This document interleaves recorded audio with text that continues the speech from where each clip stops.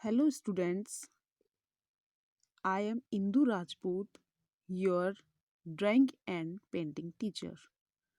Welcome to class 11th and 12th. बच्चों 11th 12th में आज हम चैप्टर 5 पढ़ेंगे। चैप्टर 5 है डेक्कन स्कूल ऑफ आर्ट। बच्चों आज का हमारा जो टॉपिक है क्लास +2 की आपकी जो पेंटिंग्स की बुक है उसी का next part Deccan school of art है। इस वीडियो में हम डेक्कन स्कूल ऑफ आर्ट्स के सब स्कूल के बारे में पढ़ेंगे, कैरेक्टरिस्टिक के बारे में पढ़ेंगे और जो इसकी पेंटिंग्स हैं वो नेक्स्ट वीडियो में पढ़ेंगे। तो बच्चों चलिए शुरू करते हैं। सबसे पहले है इंट्रोडक्शन। सबसे पहले इंट्रोडक्शन में देखिए, औरंगजेब एक ऐसा शासक था जो कि हमने पीछे की जो पेंटिंग्स है उनमें भी हमने डिस्कस किया था। औरंगजेब के टाइम पर बहुत सारे जो लोग थे वो अपनी अपनी जगह छोड़कर अपने अपने राज्य छोड़कर जा चुके थे। क्यों?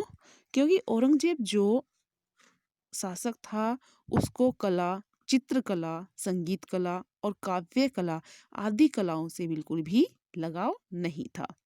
ठीक है, क्योंकि आर्टिस्ट जो थे वो घबरा चुके थे। उन्होंने कहीं पंजाब में शरण ली, कुछ लोग पहाड़ी पर चले गए, कुछ लोग राजस्थान में चले गए और कुछ लोग सेंट्रल इंडिया जो कि डेक्कन का एक एरिया माना जाता है वहां पर आ गए। यहाँ पर आकर उन्होंने एक नए स्टाइल की जो पेंटिंग की है वो शुरू कर दी। अगर हमें पता हो तो जैसे कि डेक्कन स्कूल ऑफ आर्ट है उसका नामो निशान जो है वो मुगल पीरियड से पहले कहीं नहीं दिखाई देता है। आपको इस चीज के बारे में ध्यान रखना है। हो सकता है कि मुगल स्कूल के बाद ही डेक्कन स्कूल ऑफ आर्ट की शुरुआत हुई हो। और ये तीसरा पॉइंट हम इसमें ये देखेंगे, पहली शुरुआत में जो था डेक्कन स्कूल बिल्कुल प्योरली था।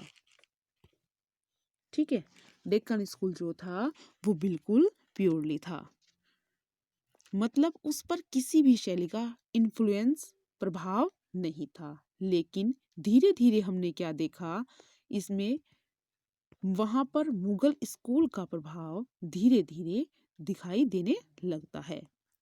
अभी अगर हम डेक्कन स्कूल ऑफ आर्ट्स के सब स्कूल के बारे में बात करें तो इसके सब स्कूल कौन कौन से हैं?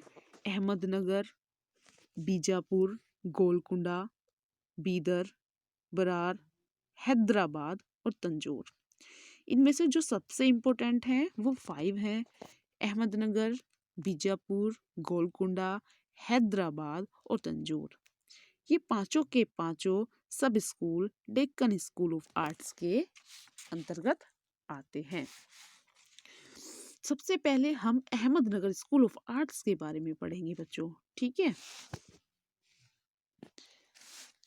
तो यहाँ पर देखेंगे हम लोग हर एक सब स्कूल के कोई ना कोई पैटर्न मतलब शासक होता है जो पैसा देता है काम करने के लिए।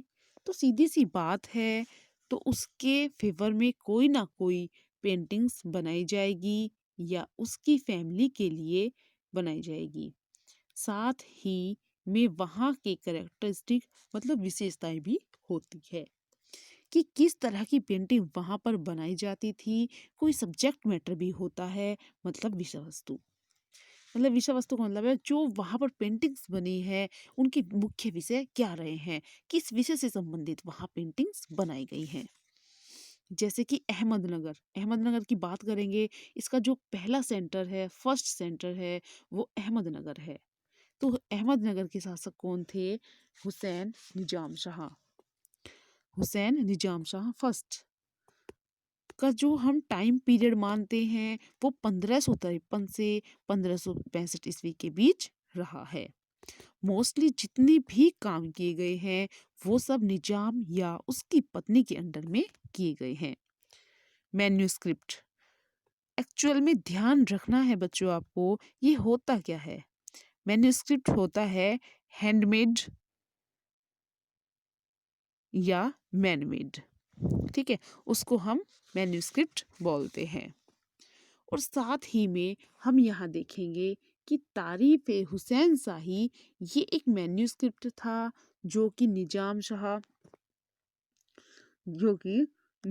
शाह के समय पर बनाया गया था।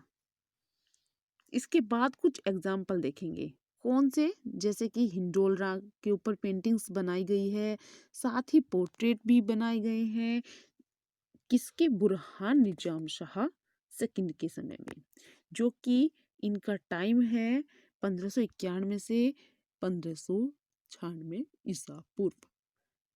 हिंडोल राग के ऊपर भी पेंटिंग्स बनी हैं। अहमदनगर चित्रों की विशेषताएं, एक राजा जो है वो अपनी गद्दी पर बैठा है, बाकी और जो बहुत सारी औरतें हैं उसके पास दिखाई दे रही हैं। ये क्या है, ये अहमदनगर चित्रों की विशेषताएं हैं। वहाँ स्त्रियों की वेशभूषा क्या है, चोली, लंबे घाघरे, उन्होंने स्कार्फ भी पहना हुआ है। वहाँ के कलर्स बहुत सुंदर और अच्छे हैं। पर्शियन प्रभाव हमें दिखाई देता है गोल्डन स्काई और लैंडस्केप में। ठीक है बच्चों, हमारा दूसरा जो सब स्कूल है उसका नाम है बीजापुर शैली। हमारा जो इसका सेकंड सेंटर था वो था बीजापुर शैली। बीजापुर के प्रमुख शासक हैं अली आदिल शाह। इनका टाइम पीरियड 1490 से 1510 ईस्वी माना गया है। ठीक है, अब इसमें बीजापुर में क्या फेमस है, गोल गुम्बज, मतलब गोल गुम्बज कहाँ पर है, ये बीजापुर में है। ठीक है, अली आदिल शाह, अली आदिल शाह कौन थे, ये बीजापुर शैली के प्रमुख शासक थे। अली आदिल शाह के समय चित्रण हुआ खगोलीय विद्या का, यानी कि नुजुम अल उलूम, खगोलीय विद्या का। ठीक है, अब इसका बच्चों एक और इम्पोर्टेंट सेंटर है गोलकुंडा।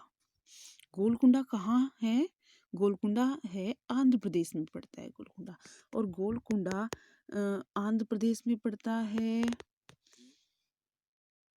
आंध्र प्रदेश में। ठीक है, गोलकुंडा के प्रमुख शासक कौन थे, कुतुब शाह। इनका जो टाइम पीरियड माना गया है वो 1550 से 1580 ईस्वी में माना गया है। इसके दो प्रमुख शासक रहे हैं, एक तो है कुतुब शाह और दूसरे हैं मीर निजाम अली खां आसफ शाह।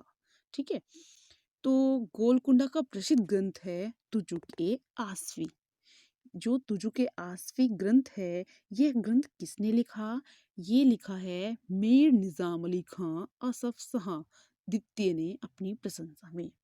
किसने, मीर निजाम अली खां आसफ शाह सेकंड ने अपनी प्रशंसा में ये ग्रंथ चित्रित किया। ठीक है, गोलकुंडा का प्रसिद्ध चित्र है मैना और स्त्री। ठीक है, क्या है ये, मैना और स्त्री गोलकुंडा का प्रसिद्ध ग्रंथ है। और ये इस समय कहाँ है, चेस्टरबेरी डबलिन संग्रहालय में संग्रहित है।